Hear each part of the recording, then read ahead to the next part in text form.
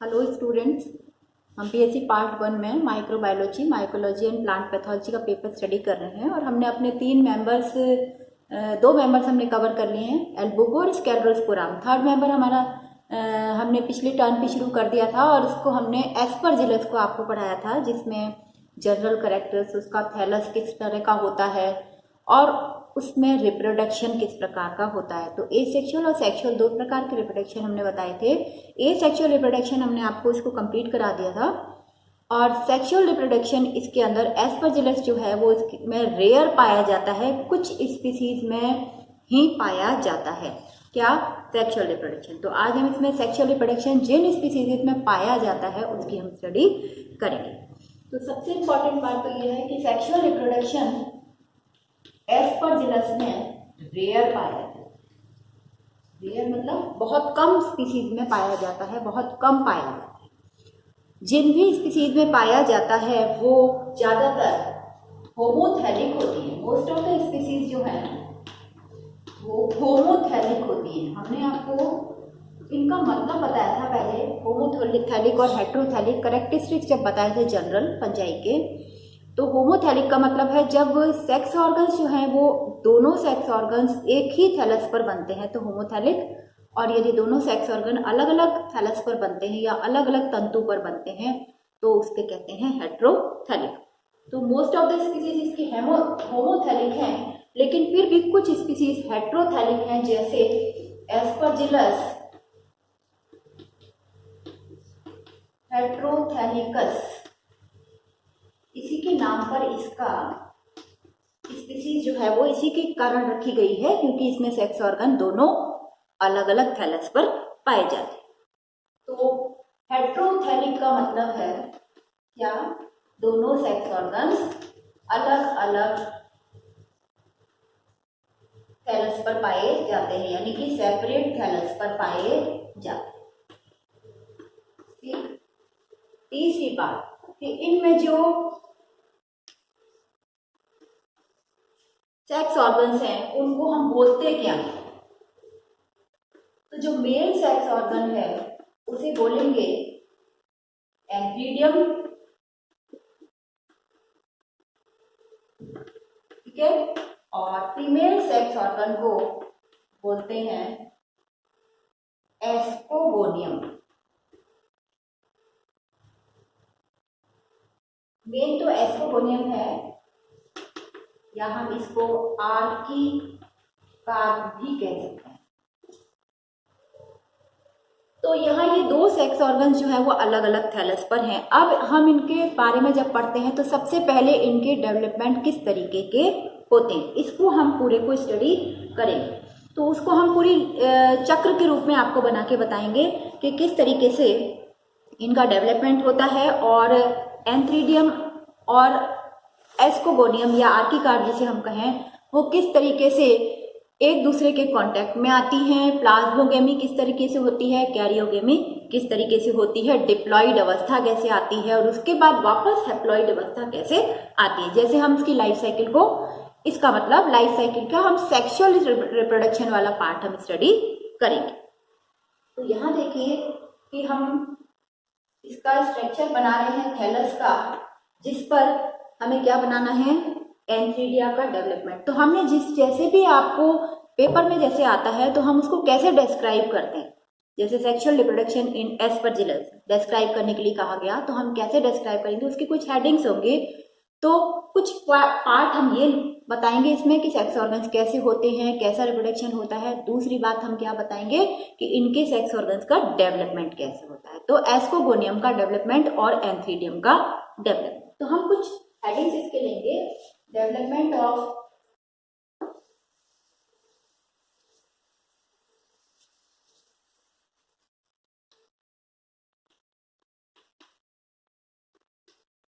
एंथीडियम, then development of ascogonium, तीसरा plasmogamy. ये plasmogamy क्या है, देन कैरियोगेमी,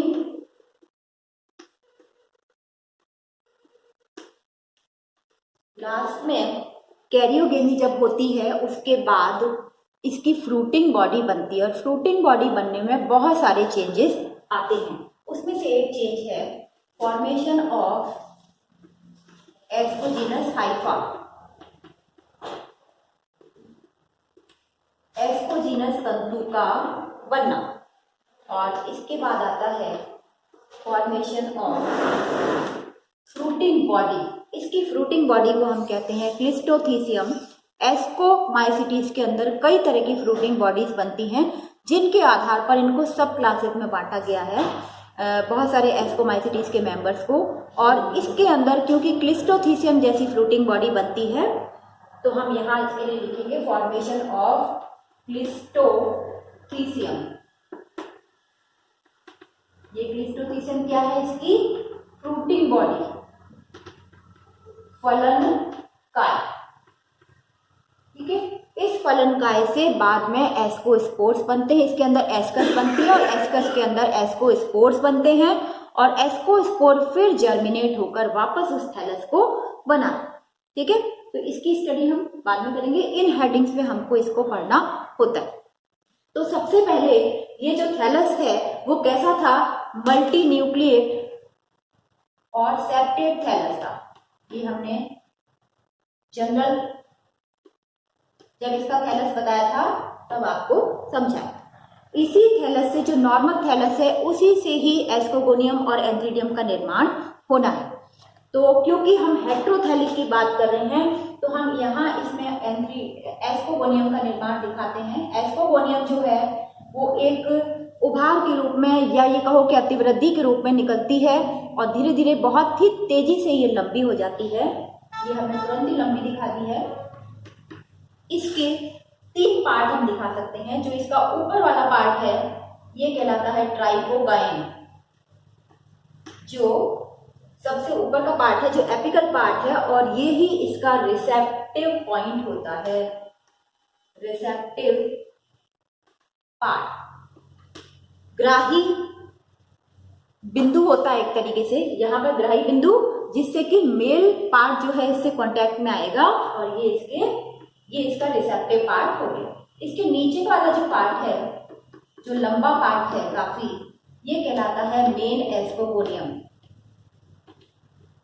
और सबसे नीचे वाला पार्ट जो मेन हाइफा से जुड़ा हुआ है ये कहलाता है इसका स्टॉक।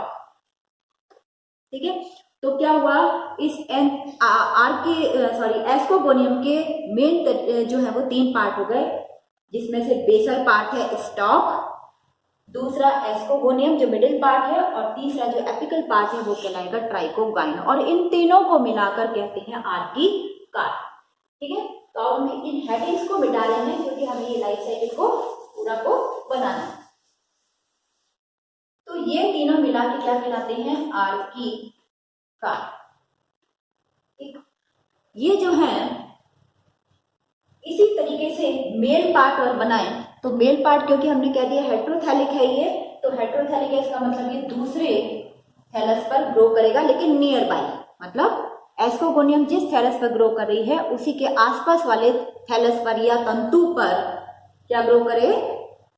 एंथ्रीडियम ग्रो करे। तो एंथ्रीडियम भी बिल्कुल उसी की तरीके से ग्रो करती है जैसे ये ग्रो कर रही है, एस्कोगोनियम जिस तरीके से ग्रो करती है। और इसमें भी हमें मालूम है उसी तरीके से बहुत सारे न्यूक्लियस हैं क्योंकि इसके तंतु में बहुत सारे न्यूक्लियस हैं। जो मुख्य थैलस है उसमें भी बहुत सारे न्यूक्लियस है, यानी मल्टी न्यूक्लिएट बॉडी है लेकिन सेप्टेड बॉडी है। तो ये भी सेप्टेड, ठीक है, यानी सेल्स है। तो जिस सेल से ये एराइज हो रही है इसी सेल से ये बढ़कर क्या करती है? एंथ्रीडियम का निर्माण करती है। ये हो गई एंथ्रीडियम। तो एंथ्रीडियम कहाँ बनी? इसके पास ही बनी। थोड़े ही टाइम बाद हम देखते हैं कि ये दोनों ही यानी एंथ्रीडियम और एस्कोगोनियम बढ़कर एक दूसरे से स्पाइरली कहना चाहिए लिपट जाते हैं। तो यहाँ देखिए ये हो गई एंथ्रीडियम,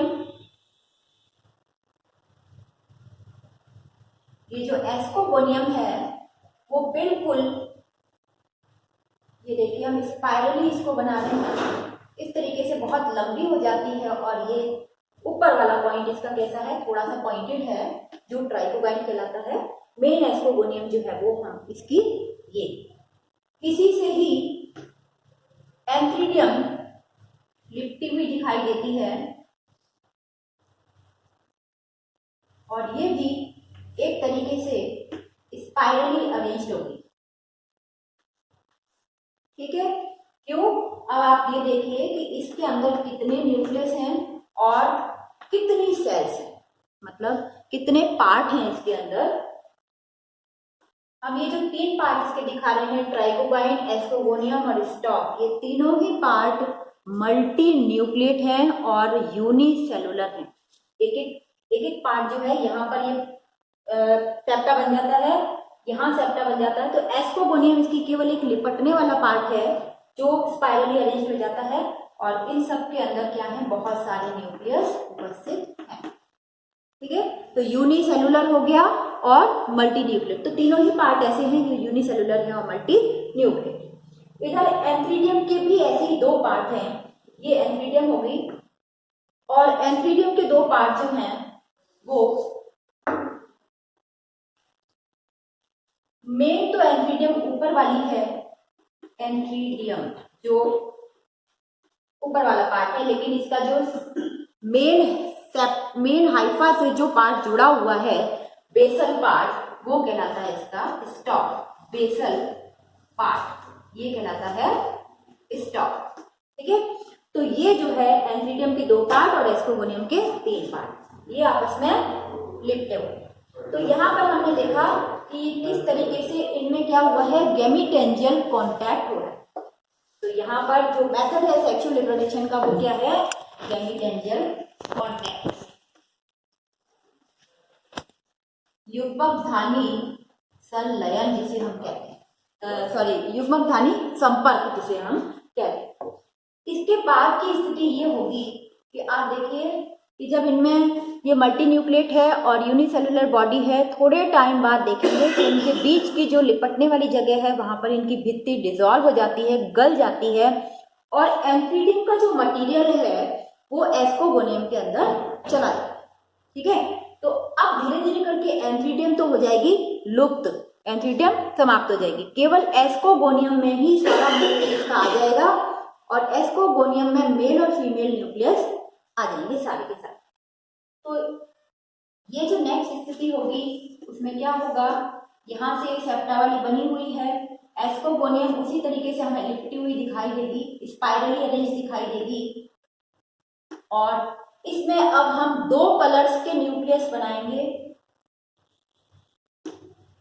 जिसमें एक मतलब कुछ न्यूक्लियस मेल होंगे और कुछ फीमेल होंगे। अभी तक ये पार्ट में सेप्टा नहीं बना है, ये पार्ट है एस्कोगोनियम का जिसके अंदर ये क्या हुआ है, फीमेल सेक्स ऑर्गन का, जिसके अंदर इसका एंथ्रीडियम का सारा पार्ट चला गया, एंथ्रीडियम के सारे न्यूक्लियस चले गए। अब ये न्यूक्लियस जो हैं वो मेल और फीमेल 2-2 पेयर्स में अरेंज हो जाते हैं। ठीक है, कैसे अरेंज हो जाएंगे, अब हम सिर्फ इसका एक पार्ट ले रहे हैं।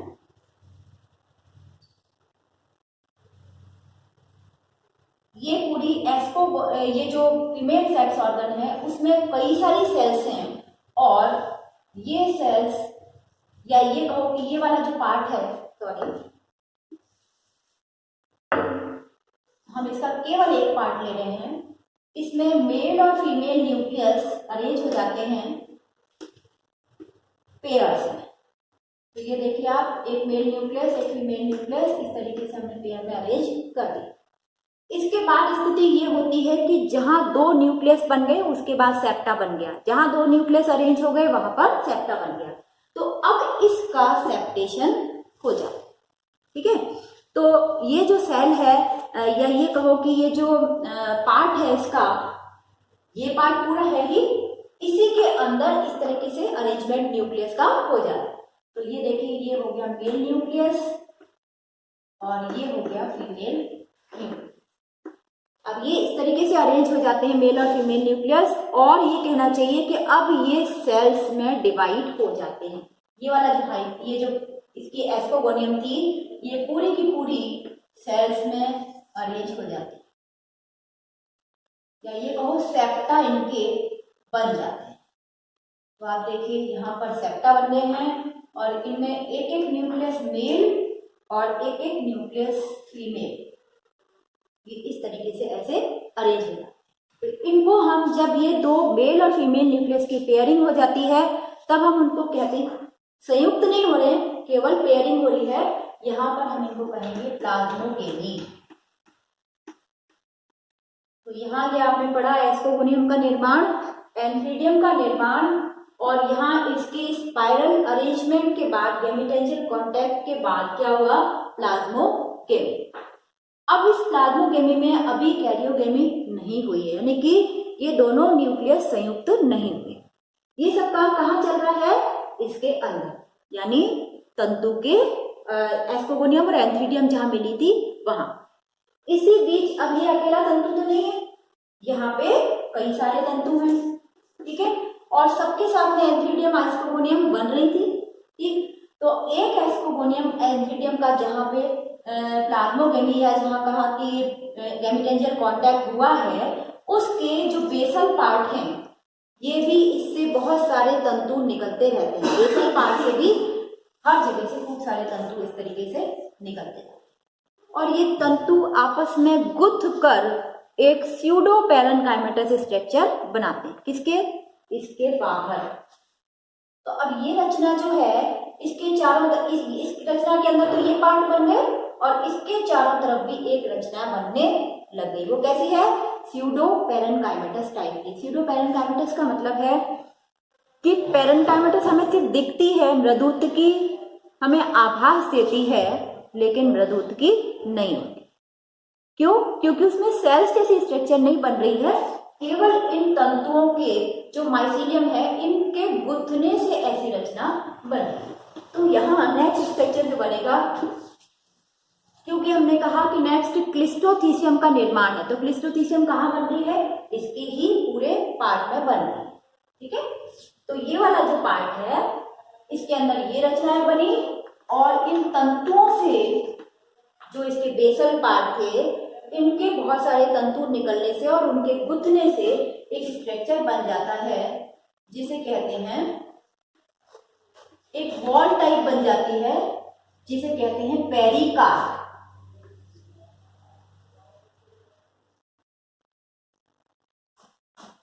और जो ये तंतु बहुत सारे गुथ गए हैं, उससे हमें यहाँ पर पैरेन्काइमेटस स्ट्रक्चर दिखाई देता है, ठीक है। उसके अंदर क्या पड़े हुए हैं, इस तरीके के बहुत सारे एस्कोगोनियम वाले तंतु पड़े हुए हैं, जिनके अंदर पेयरिंग हो चुकी है। अब इस रचना के अंदर, ये हमारी इसकी क्लिस्टोथीसियम बन रही है, और इस रचना के अंदर इन प्लाज्मोगेमी वाली सेल्स से अब निकलेंगे एस्कोजीनस हाइफा। तो जो हमारा नेक्स्ट हेडिंग था, क्या, पहले एस्कोगोनियम का निर्माण, एंथ्रीडियम का निर्माण, देन इनमें इनकी गेमीटेंजियल कॉन्टैक्ट, प्लाज्मोगेमी हुई। प्लाज्मोगेमी के बाद हमने एक सेंटेंस लिखा था, फॉर्मेशन ऑफ एस्कोजीनस हाइफा, या एस्कोजीनस तंतुओं का निर्माण। तो ये रचना तो बन गई, इसके अंदर ये चीजें बन रही हैं। एस्कोजीनस हाइफा कैसे बनेगा, ये है प्लाज्मोगेमी वाली ये तंतु, अब केवल एक ही तंतु बना रहे हैं, और ये इनके बन रहे हैं सेल्स। तो इन सेल्स में से प्रत्येक सेल से एस्कोजीनस हाइफा निकलता है, ठीक है। अब ये देखिए आप, प्रत्येक सेल में दो दो न्यूक्लियस हैं, इन सब में इनका मेल और फीमेल न्यूक्लियस आ जाता है, ठीक है। मेल और फीमेल न्यूक्लियस दोनों के अंदर आ गया। तो ये क्या है, एस्कोजीनस हाइफा।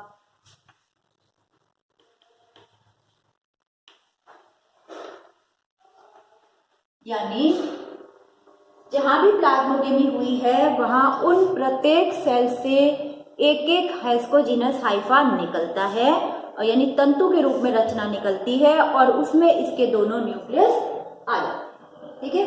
अब ये दोनों न्यूक्लियस बार बार माइटोसिस करके यानी कि समसूत्री विभाजन के द्वारा कई सारी सेल्स में विभाजित हो जाते हैं, और जो इनकी एपिकल सेल होती है, उसके अंदर आकर ये न्यूक्लियस संयुक्त हो जाते हैं। तो हम नेक्स्ट जो स्ट्रक्चर बनाएंगे वो ये होगा कि ये एस्कोजिनस हाइफा एक सेल से, फिर ये दूसरी सेल से, ये तीसरी सेल से, और इनके केवल टिप पर ये एस्कोजिनस हाइफा भी कैसा हो गया, सेप्टेट हो गया, और इनके टिप पर जो सेल बनेगी उसके अंदर 2 न्यूक्लियस होंगे, यानी कि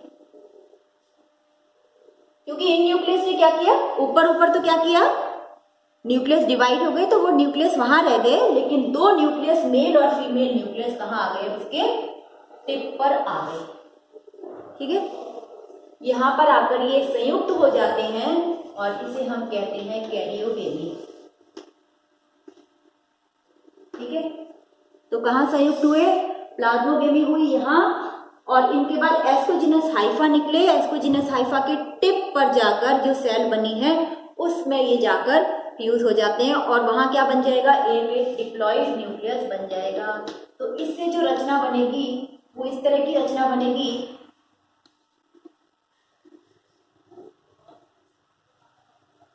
इसमें हम इसको डिप्लॉइड न्यूक्लियस को शो करेंगे, जिसमें मेल और फीमेल न्यूक्लियस का संलयन हो चुका है। अब ये जो सेल है, जो टिप पर सेल है, वो कहलाएगी एस्कस मदर सेल। अब आप ये देखिए, इसमें कितनी सारी सेल्स बन गई थी, कितनी सारी सेल्स बन गई हैं। इस रचना के अंदर बहुत सारे तंतु हैं, जिनमें से बहुत सारे तंतुओं में से मतलब एस्कोजिनस हाइफा बहुत सारे बने हैं इसके अंदर, और प्रत्येक एस्कोजिनस हाइफा में एक एक एस्कस मदर सेल है। ठीक है, एस्कस मदर सेल जो कि डिप्लॉइड न्यूक्लियस को कैरी कर रही है, यानी एक मेल और फीमेल न्यूक्लियस का यहाँ पर संलयन हो चुका है। सेक्सुअल रिप्रोडक्शन का मतलब भी हम समझाते हैं कि plasmogamy, karyogamy and meiosis 3 part में ये समाप्त हो जाती है। तो यहाँ प्लाज्मोगेमी हो गई, ये कैरियोगेमी हो गई। अब एस्कस मदर सेल जो है, प्रत्येक एस्कस मदर सेल मियोसिस के बाद पहले 4 स्पोर बनाएगी, 4 न्यूक्लियस बनाएगी, फिर माइटोसिस के बाद ये 8 न्यूक्लियस बनाएगी, और इन न्यूक्लियस को जो 8 न्यूक्लियस होंगे प्रत्येक एस्कस के अंदर, वो कहलाएंगे एस्कोस्पोर। तो ये एस्कस मदर सेल कहला रही है। अब इस रचना के अंदर ये सब चीजें चल रही हैं, तो हम इसको पूरा बनाएंगे। ये है एस्कोगोनियम, या ये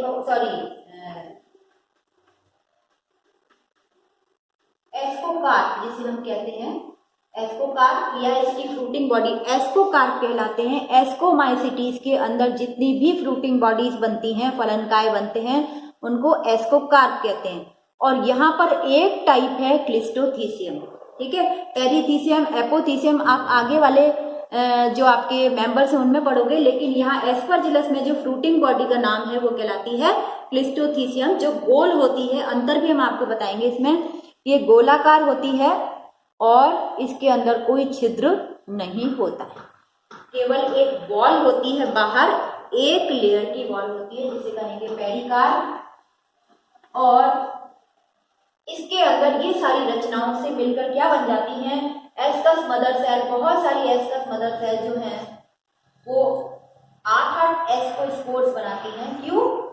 क्योंकि ये जो डिप्लॉइड न्यूक्लियस है वो पहले मियोसिस करता है, फिर माइटोसिस करता है। तो पहले एक हम बता दें कि एक एस्कोजिनस हाइफा में ये 4 बने, किससे, मियोसिस के द्वारा, और फिर 4 से 1 2 3 4 5 6 7 और 8, ये 8 एस्कोस्पोर इनके अंदर, 8-8 एस्कोस्पोर प्रत्येक के अंदर बन जाएंगे। अब हमें ये ध्यान रखना है कि हर जो गोला है उसके अंदर हमें 8 ही स्पोर्स बनाने हैं।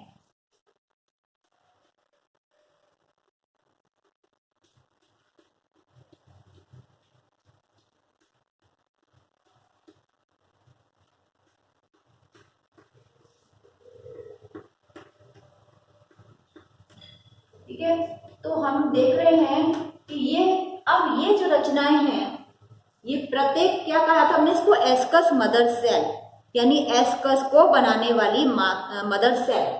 तो यानी ये क्या कहलाएगी, एक एक एस्कस कहलाएगी। हम इनको सामूहिक रूप से एसआई कह सकते हैं, ASCI, एसआई, ए कहेंगे तो एस। तो यहाँ देखिए मैं वापस बता रही हूँ, एस्कोइपोनियम और एंथ्रीडियम के परस्पर गैमेटेंशियल कांटेक्ट से यानी युग्मकधानी संपर्क से प्लाज्मोगेमी होती है, मतलब मेल और फीमेल न्यूक्लियस एक साथ आ जाते हैं, सेप्टेशन हो जाता है और इस प्रत्येक सेप्टेड सेल से, प्रत्येक कोशिका से एस्कोजीनस हाइफा निकलता है जिनमें मेल और फीमेल न्यूक्लियस आ जाते हैं, यानी यहाँ पर भी अभी ये संयुक्त नहीं हुए, लेकिन एस्कोजीनस हाइफा के टिप वाली सेल पर ये जाकर संयुक्त हो जाते हैं और क्या बनाते हैं, एक डिप्लॉइड न्यूक्लियस बनाते हैं। और इस प्रत्येक कोशिका को जिसके अंदर डिप्लॉइड न्यूक्लियस है उससे पहले क्या है, इसके पीछे क्या है, वो सब कैसे हैप्लॉइड न्यूक्लियस है, लेकिन जो टिप वाली सेल है जहां पर आकर ये संयुक्त हो रहे हैं यहाँ पर डिप्लॉइड सेल, डिप्लॉइड न्यूक्लियस है, इसी को हम कहते हैं एस्कस मदर सेल। और एस्कस मदर सेल फिर मियोसिस के बाद 4 न्यूक्लियस बनाती है, जो माइटोसिस के बाद यानी सूत्री विभाजन के बाद 8 न्यूक्लियस बनाती है। और इस तरीके से ये हो गई एस्कस और ये हो गए एस्को स्पोर्स, ठीक है, तो ये हो गए एस्को स्पोर्स, ठीक। अब ये एस्कोस्पोर निकलेंगे, एस्कोस्पोर निकल के तब जर्मिनेट होंगे, लेकिन अभी ये कहाँ बंद है, इस रचना के अंदर बंद है। और ये रचना कहाँ से बनी है, बार बार बता रहे हैं, ये रचना कहाँ से बन गई है, अकेली इनके कांटेक्ट से नहीं बनी है, इसके कांटेक्ट से तो केवल ये रचनाएं बनी हैं।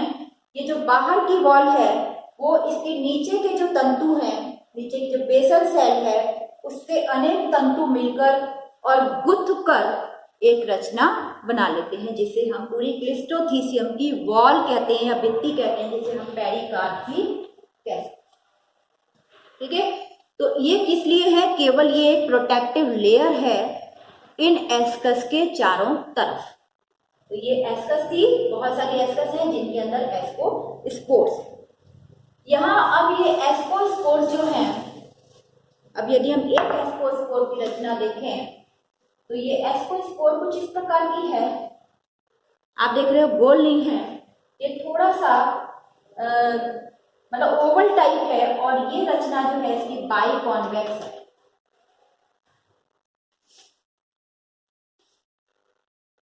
सॉरी कॉनकेव टाइप है, ये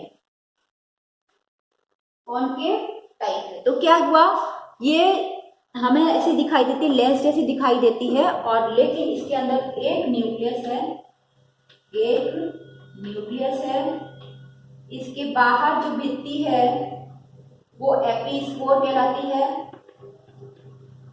और जो अंदर है वो एंडोस्पोर कहलाती है। ये सब कहाँ बंद है, इसके अंदर। जो स्पोर है, एस्कोस्पोर है, वो कभी भी इस तरीके से बाहर नहीं निकल पाते हैं।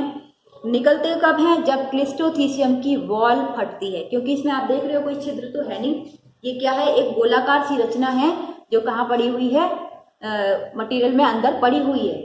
अब यहाँ जो पड़े रहने के बाद ये फटेगी कैसे, जब ये वाटर एब्जॉर्ब करेगी, मॉइस्चर एब्जॉर्ब करके इसकी वॉल फटेगी और फटकर सीधे ही जो एस्कस हैं, जो एस्कस बाहर नहीं निकलती हैं, बल्कि एस्कस जो है इसमें फट जाती है अंदर। एस्कस क्योंकि पतली भित्ति की है इसके अंदर फट जाती है क्योंकि ज़्यादा प्रेशर होने से, और ये एस्कोस्पोर्स इसके अंदर हमें दिखाई देते हैं बिखरे हुए, किसमें, क्लिस्टोथीसियम के अंदर। तो क्लिस्टोथीसियम जब फटती है, इसकी वॉल फटती है मॉइस्चर एब्जॉर्ब करके, तब इससे सीधे सीधे एस्कोस्पोर्स बाहर आते हैं। और एस्कोस्पोर की रचना क्या है, ये है एस्कोस्पोर जो एक एस्कस से निकले हैं 8, कितने संख्या में, 8। एस्कोमाइसिटीज का खास कैरेक्टर है कि इसमें जो एस्कोस्पोर्स बनते हैं वो संख्या में 8 बनते हैं और एंडोजीनसली बनते हैं, यानी एस्कस के अंदर बनते हैं। यही चीज आप बेसिडियोमाइसिटीज के अंदर पढ़ोगे। बेसिडियोमाइसिटीज के मुख्य कैरेक्टर में 4 बेसिडियम बनती है, बेसिडियम के ऊपर बाहर की तरफ 4 बेसिडियोस्पोर्स बनते हैं। तो यहाँ ये अंतर है जो हम आगे आपको बाद में बताएंगे। तो एस्कोस्पोर्स जो है वो कैसा हो गया, लगभग ओवल शेप्ड हो गया, कॉन्वेक्स टाइप का हो गया, और इसमें एक न्यूक्लियस है, बाहर एपिस्पोर और अंदर की तरफ एंडोस्पोर है। जब ये बाहर निकल गए क्लिस्टोथिसियम की वॉल फटने के बाद, तो ये जर्मिनेट होते हैं। और किस तरीके से? इस तरीके से जर्मिनेट होगा। एक न्यूक्लियस है, ये कई सारे न्यूक्लियस बनाता है और फिर ये बनाता है सीधे सीधे इसका हाइफा और धीरे धीरे ये सेप्टेट हो जाता है। सेप्टेट कैसे हो जाएगा? सिंपल पोर वाला सेप्टा इसमें बनता है और बहुत सारे न्यूक्लियस प्रत्येक कोशिका के अंदर इसमें बन जाते हैं। तो इस तरीके से इसकी जो लाइफ साइकिल है, एक तरीके से सेक्सुअल रिप्रोडक्शन जो हमने इसमें बताया है कि एस्कोजिनस हाइफा से यहाँ कैरियोगेमी हुई, कैरियोगेमी से एस्कस मदर सेल बनी, एस्कस मदर सेल ये सारी की सारी कहाँ पड़ी हुई है? क्लिस्टोथिसियम में बन जाती। इस पूरे को हम इसकी कहते हैं, क्या कहते हैं? Fruiting body cleistothecium. और इससे जो एस्कोस्पोर्स निकलते हैं वो वापस इस थैलस को बना लेते हैं। तो यहाँ आप देखिए प्लाज्मोगेमी हो गई, यहाँ कैरियोगेमी हो गई और ये हो गया मियोसिस। यानी तीनों स्टेप्स इसके सेक्सुअल रिप्रोडक्शन के हमने इसमें पढ़ लिए, प्लाज्मोगेमी, कैरियोगेमी और मियोसिस। इस तरीके से ये सेक्सुअल रिप्रोडक्शन जो है वो इस प्रक्रिया के साथ में कंप्लीट होता है। अब यदि हम इसकी लाइफ साइकिल देखते हैं तो वो नेक्स्ट वीडियो में आपको समझाएंगे।